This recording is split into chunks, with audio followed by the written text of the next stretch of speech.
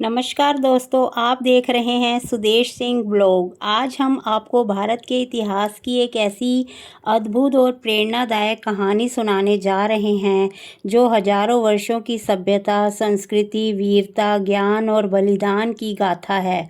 भारत केवल एक देश नहीं, बल्कि अनेक संस्कृतियों, भाषाओं, परंपराओं और महान व्यक्तियों का संगम है। ये समय की यात्रा पर चलते हैं और जानते हैं कि भारत कैसे विश्व की महान सभ्यताओं में से एक बना। लगभग 5000 वर्ष पहले भारत में सिंधु घाटी सभ्यता का विकास हुआ। हड़प्पा और मोहनजोदड़ो जैसे शहर अपनी शानदार और नगर योजना के लिए प्रसिद्ध थे। यहाँ चौड़ी सड़कें, अच्छे मकान, कुएं, जल निकासी का आधुनिक व्यवस्था थी। लोग खेती करते थे, व्यापार करते थे और मिट्टी के सुंदर बर्तन बनाते थे। उस समय भारत का व्यापार दूर दूर के देशों तक होता था। इससे पता चलता था कि भारत प्राचीन काल से ही समृद्ध और विकसित देश था। समय के साथ वैदिक काल आया। इसी समय चारों वेदों की रचना हुई। गुरुकुलों में विद्यार्थियों को शिक्षा दी जाती थी। वे केवल पढ़ाई ही नहीं बल्कि अनुशासन, सेवा, भोग और नैतिकता भी सिखाते थे। भारत में गणित, आयुर्वेद, ज्योतिष और खगोल विज्ञान का तेजी से विकास हुआ। लोगों का जीवन प्रकृति के बहुत करीब था। धीरे धीरे भारत में कई बड़े राज्यों का निर्माण हुआ जिन्हें महाजनपद कहा गया। इसी समय भगवान महावीर और भगवान गौतम बुद्ध ने संसार को अहिंसा, सत्य और करुणा का संदेश दिया। उनकी शिक्षाओं ने केवल भारत ही नहीं बल्कि पूरे एशिया को प्रभावित किया। आज भी करोड़ों लोग उनके बताए मार्ग पर चल रहे हैं। इसके बाद चंद्रगुप्त मौर्य ने एक विशाल साम्राज्य की स्थापना की। उनके गुरु चाणक्य एक महान विद्वान और कुशल राजनीतिज्ञ थे। उन्होंने ऐसी योजना बनाई जिन्हें आज भी पढ़ाया जाता है। कुछ वर्षों बाद अशोक सम्राट बने। उन्होंने कलिंग युद्ध जीता, लेकिन युद्ध में हुई भारी जनहानि को देखकर उनका मन बदल गया। उन्होंने तलवार छोड़कर शांति और धर्म का मार्ग अपनाया।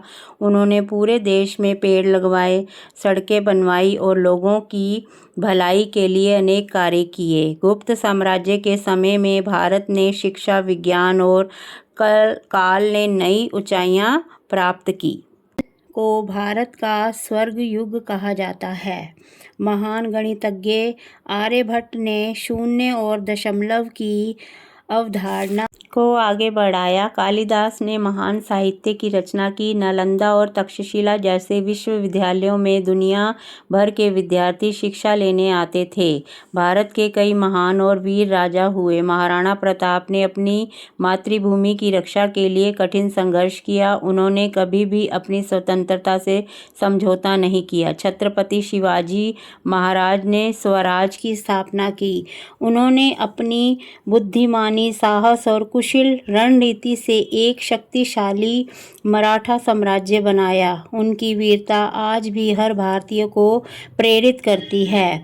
इसके बाद भारत में मुगल शासन आया। इस समय कई सुंदर किले, बाग और इमारतें बनाई गई। इन्हीं में से एक ताजमहल है, जिसे दुनिया में 7 अजूबों में गिना जाता है। इस काल में भारत कला, संगीत और वास्तुकला के क्षेत्र में भी आगे बढ़ा। 17वीं शताब्दी में अंग्रेज व्यापारी बनकर भारत आए। धीरे धीरे उन्होंने भारत के कई राज्यों पर अपना अधिकार कर लिया। भारतीय किसानों पर भारी कर लगाए गए। लोगों के साथ अन्याय होने लगा, लेकिन भारतीयों ने हार नहीं मानी। सन 1857 में भारत की पहली बड़ी क्रांति हुई। मंगल पांडे, रानी लक्ष्मीबाई, तात्या टोपे, नाना साहेब और बेगम हजरत महल जैसे अनेक वीरों और वीरांगनाओं ने अंग्रेजों के खिलाफ बहादुरी से लड़ाई लड़ी। यह क्रांति सफल नहीं हुई, लेकिन इसने पूरे देश में आज़ादी की भावना जगा दी। पूरे देश में आज़ादी की लड़ाई तेज हो गई। महात्मा गांधी ने सत्य और अहिंसा के मार्ग पर चलकर पूरे देश को एकजुट किया। भगत सिंह, राजगुरु, सुखदेव, चंद्रशेखर आज़ाद, सुभाष चंद्र बोस, सरदार वल्लभ भाई पटेल, पंडित जवाहरलाल नेहरू ने, लाल बहादुर शास्त्री जी और हजारों स्वतंत्रता सेनानियों ने देश के लिए अपना सब कुछ न्यौछावर कर दिया। कई लोगों ने जेल की यातनाएं सही, कईयों ने अपने प्राणों का बलिदान दिया, लेकिन किसी ने भी देश की आज़ादी का सपना नहीं छोड़ा। आखिरकार वर्षों के संघर्ष के बाद 15 अगस्त 1947 को भारत स्वतंत्र हुआ। पूरा देश खुशी से झूम उठा, हर तरफ तिरंगा लहराया गया। इसके बाद 26 जनवरी 1950 को भारत का संविधान लागू हुआ। भारत दुनिया का सबसे बड़ा लोकतांत्रिक गणराज्य बन गया। आज भारत विज्ञान, तकनीक, शिक्षा, खेल, चिकित्सक, कृषि और अंतरिक्ष के क्षेत्र में लगातार नई ऊंचाइयां छू रहा है। भारत ने मंगलयान, चंद्रयान, डिजिटल तकनीक और कई वैज्ञानिक उपलब्धियों से पूरी दुनिया में अपनी पहचान बनाई है। भारतीय वैज्ञानिक, डॉक्टर, इंजीनियर और खिलाड़ी आज दुनिया भर में देश का नाम रोशन कर रहे हैं। भारत का इतिहास हमें सिखाता है कि ज्ञान सबसे बड़ी शक्ति है, मेहनत कभी व्यर्थ नहीं जाती, एकता में बहुत ताकत होती है। देश से प्रेम करना हर नागरिक का कर्तव्य है। हमें अपने महान स्वतंत्रता सेनानियों, वैज्ञानिकों, गुरुओं और वीर राजाओं से प्रेरणा लेकर अपने देश को और भी मजबूत बनाना चाहिए। दोस्तों, भारत का इतिहास केवल बीते हुए समय की कहानी नहीं, बल्कि साहस, त्याग, ज्ञान और संस्कृति की अमूल विरासत है।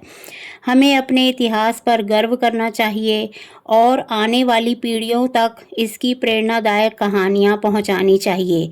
अगर आपको यह कहानी पसंद आई हो तो वीडियो को लाइक करें, अपने दोस्तों के साथ शेयर करें और सुदेश सिंह व्लॉग को सब्सक्राइब करें। मिलते हैं अगली रोचक और ज्ञानवर्धक कहानी के साथ। जय हिंद, जय भारत।